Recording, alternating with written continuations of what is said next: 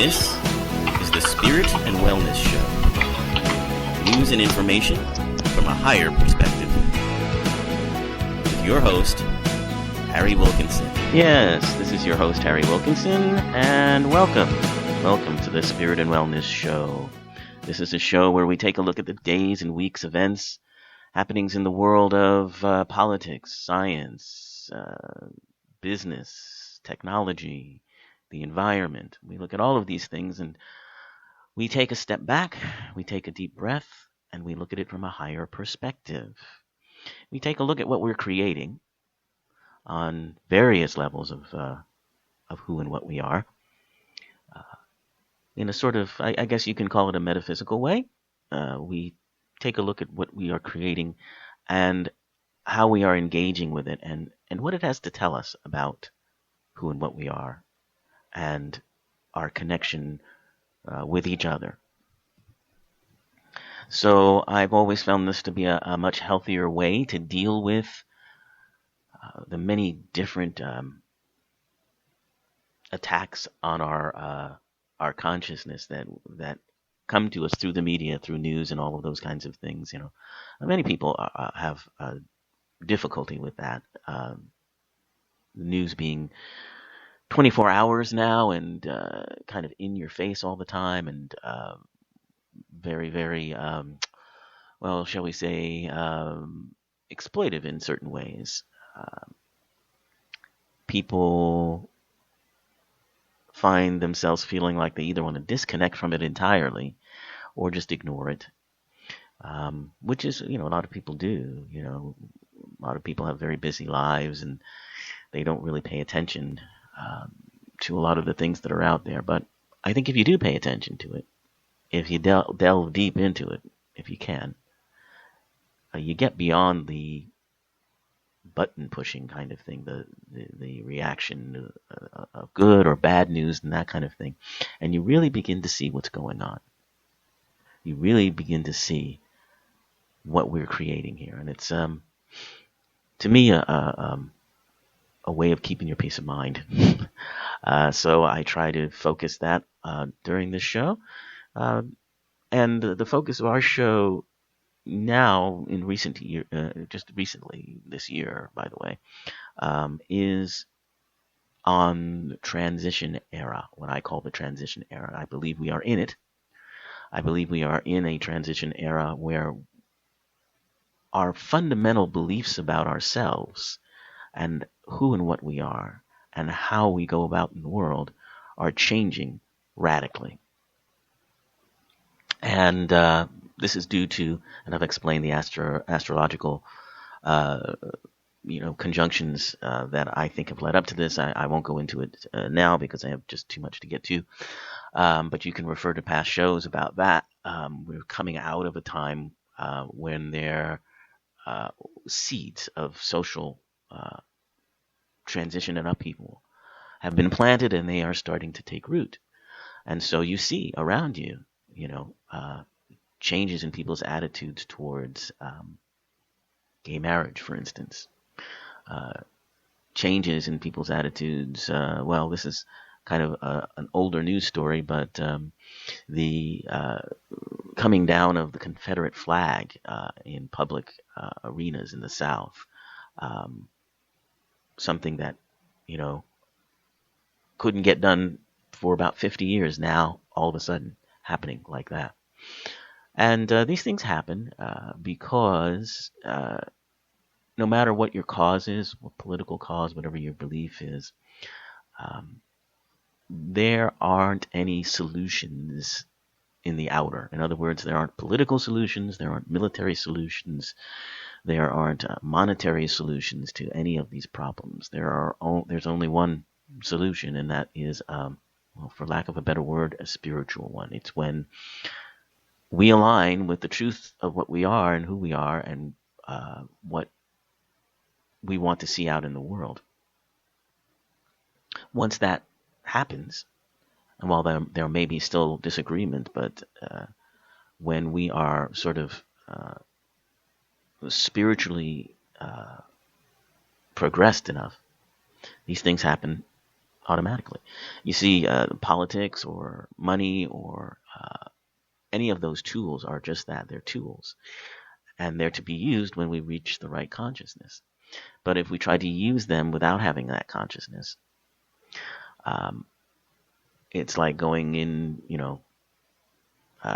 backwards. It's a struggle. So our consciousness is changing. I guess that's what I'm trying to tell you in this transition era. So today's show is about religion in the transition era. And we've talked quite a bit about how traditional religious ideas are changing. And the membership in traditional religion seems to be declining, while other forms or understandings of spirituality are rising. And I thought this would be a good topic because the Pope is on his way this week to the Washington, D.C. area. He's going to meet with the president. And he's also in Cuba. And came to find out this week, and something I didn't realize, which was that this Pope was actually quite instrumental in helping the tensions between the United States and Cuba to thaw and to allow this new communication, this new connection between Cuba and the United States to happen. So, because of course Cuba for 50 years has been, off limits to the United States, and that's just changed in the past year. Another transition era kind of thing. So we're going to talk about the Pope, and we're going to talk about how religion is changing. And we're also going to talk about some healthful ways to eat. 8 things that you can eat for a healthy immune system. And but first of all, I want to talk about the autumn equinox, because we're heading into it. And the equinox simply is when daylight hours and nighttime hours are even, exactly the same. So symbolically, what does that mean? Well, traditionally, the transition from summer into autumn has had to do with the harvest. Seeds that were planted in the summer now start to come to fruition and can be harvested. So there's a certain focus, there's a certain seriousness that begins to set in as we transition into autumn and we lose daylight hours. Things start to get a little bit more focused. You don't have all that sunshine and hours of daylight to play in. And of course, that's reflected in this time of year when students are going back to school, or vacation time is ending and going back to work. So there's a seriousness about it that kind of gives it that energy. But mostly, the equinox in fall is a time of, as I say,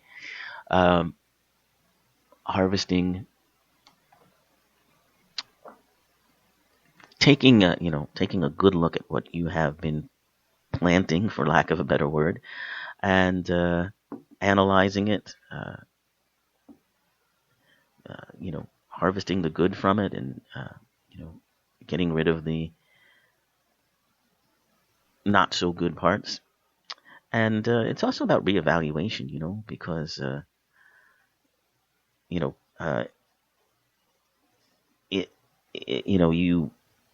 have to reevaluate what you did in the youth and energy of the summer.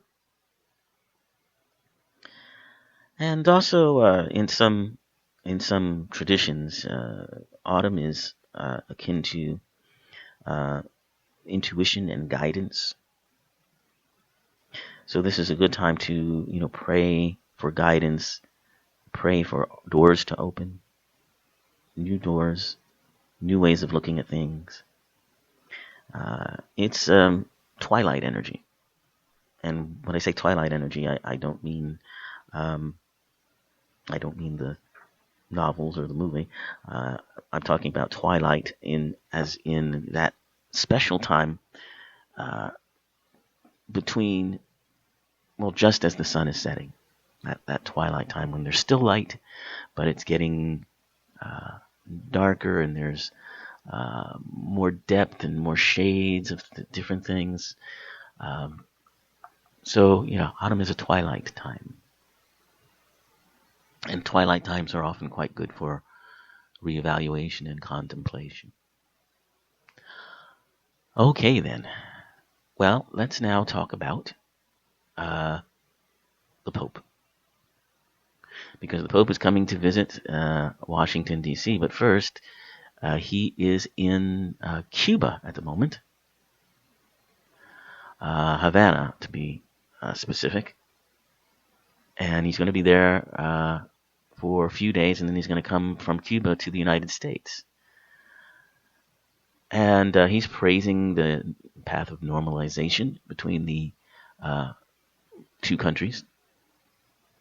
And he hopes that it's an example of reconciliation for the entire world that can bring hope to the world.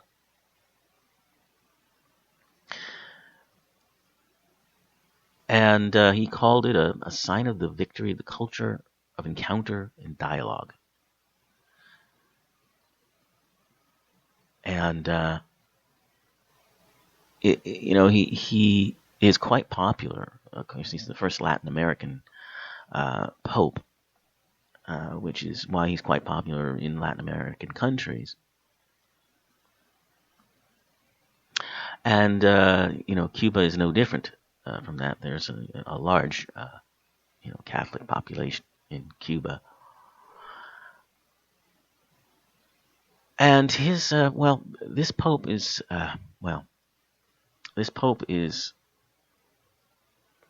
the perfect Pope for the transition era that we are in,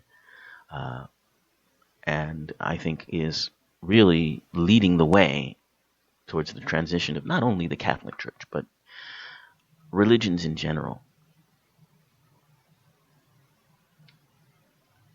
So there's an interesting poll that was taken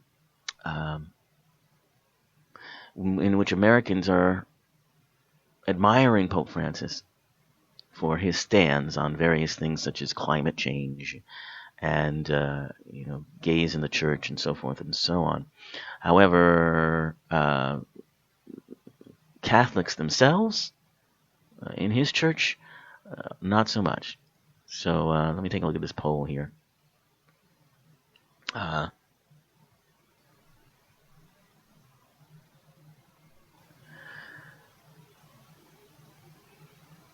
Hold on, I'm getting this.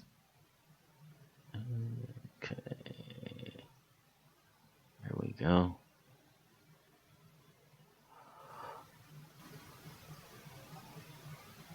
So 70% of people have a positive or favorable feeling about the Pope in the United States in general, and about 55% have a favorable view of the church. Now, among Catholics, that goes up to an 81% approval of the church and an 86% approval of the Pope. So, in both instances, the Pope is more popular than the church he represents, which is interesting. So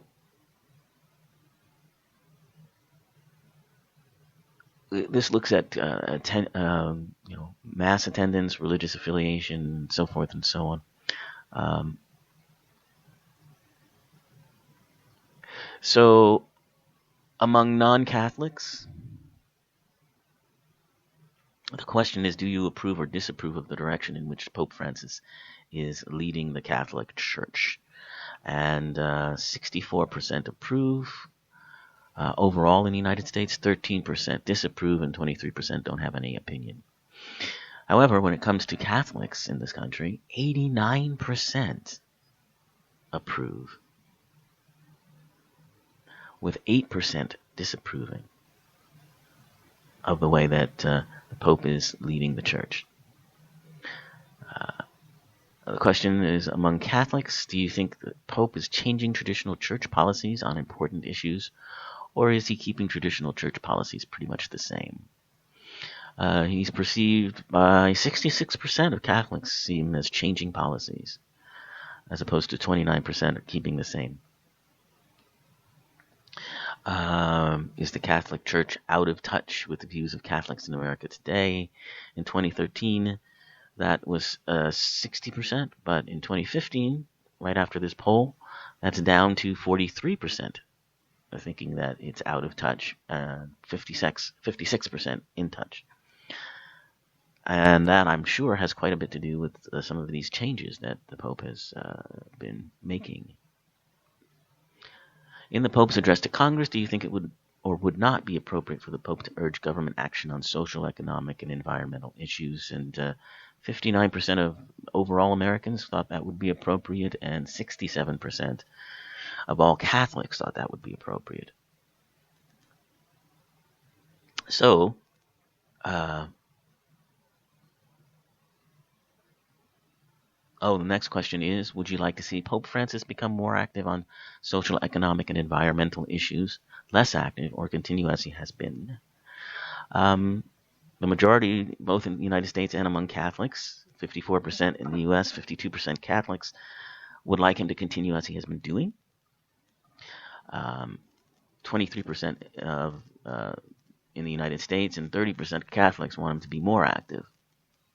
And then less active is about 13%, with 4% having no opinion. So it's very interesting.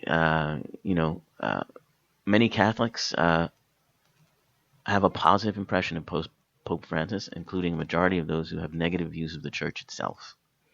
Big majorities approve of the direction Francis is leading the Church, and 2/3 of Catholics believe he is changing Church policies on important issues. Despite Francis's strong advocacy on economic and environmental issues, there's a 14% of Americans that would like him to be less active on that issue. So that's interesting. But as I said, he's coming to the United States, which is, to meet with the president, which is unusual. But his message, in helping the sick and the needy, in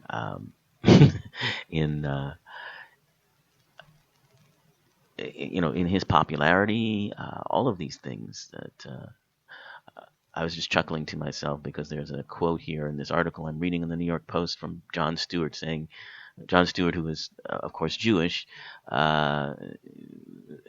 is quoted as saying, "Okay, that's it, I'm converting." I love this guy. A lot of people do. A lot of non-Catholics really like what he's trying to do. And it's, I think, part and parcel of this transition era we live in and the transition in how we view religion. So I'm going to go to another poll here because what's happening is, in general, membership in organized religion is declining and has been steadily. For instance, now, just a few stats here. Protestant religion is the religion that most people who call themselves religious adhere to. So, and then the second one most popular is Catholic, and that's followed by non-specific Christian. But if this poll goes back to the late 1940s, when 69% of Americans considered themselves to be Protestant, and I guess they weren't a polling, and 22% of Americans call themselves Catholic. Now, among Catholics, that hasn't really changed very much. In 2014, still 23% of people consider themselves to be part of the Catholic Church. It actually rose for a while. It went up as far as 29% in the late 70s and early 80s, and then started to decline again, and has been steadily declining back to that 23%. Now, among Protestants, however, 69% in 1948 considered themselves to be Protestant, and it's just been going down. It stayed around that 69, 70, 67 throughout much of the 60s and into the early 70s, and that's when it started to decline. By 1982, it was at 56%. Bumped up a little bit in the late 80s, so it went up to 57%. In the 90s, it's down to 53% by 1997. And through the 2000s, it went down to 49% and 47% in 2008. And now in 2014, 37% of people consider themselves to be, Protestant churchgoers. So you can see that as a big decline. And there's some strong reason for that, and I think the biggest reason is that we have been in this long process of transitioning to how we understand our relationship to spiritual issues, and part of that is an understanding of the difference between spirituality and religion. So while this decline has been happening, you've also seen a rise in people who call themselves spiritual but not religious. And, I think that group of people represents this change, this transition that's happening. And now that we're in the actual transition era, I think we're going to see it just, skyrocket. But there's an article on CNN from their religious writer, Linda Mercandanti, about this phenomena. And she did some research talking to people who call themselves spiritual but not religious. And she's coming from a religious perspective, but she's,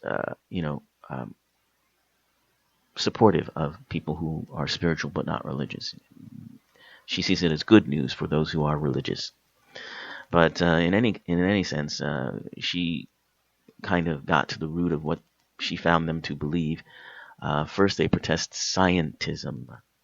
They become very wary about reducing everything that has value to what can only be discovered in the tangible word, restricting our intellectual confidence to that which can be observed and studied. They are turned towards alternative health practices as just one sign of this. Of course, most do avail themselves of science's benefits, and they often use scientific sounding arguments to justify their spiritual views. But in general, they don't think all truth and value can be confined to our material reality. Well, yeah, I suppose that's true, because we are not our bodies.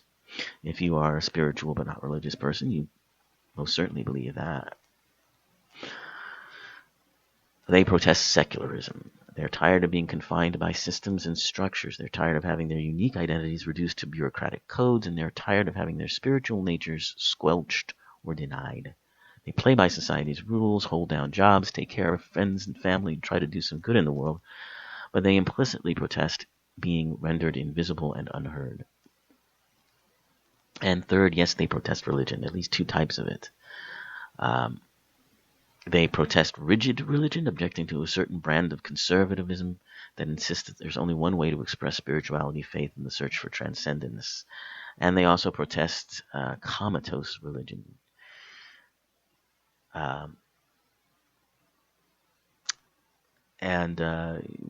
Comatose religion, I suppose she doesn't really say what she means by that.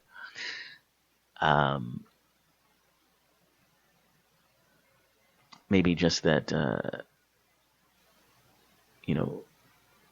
it's this following of religious, rules without really having any understanding of what they mean or anything like that. But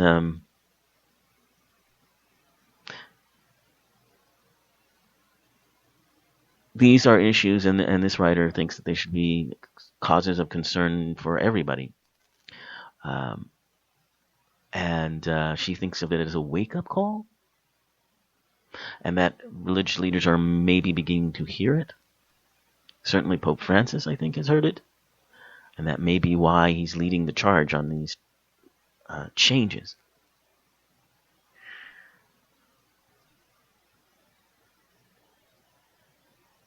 So that's an interesting take on it. Another take on it is, and I talked about this in a few months ago, I think, back in fall of last year, so really almost a year ago now. But a gentleman by the name of Sam Harris published a book called The End of Faith, and started what he called the New Atheist Movement. That was back 10 years ago. But what's happened is now he has come out with, and basically he was that book, by the way, just The End of Faith, is about denunciation of literalist religious beliefs.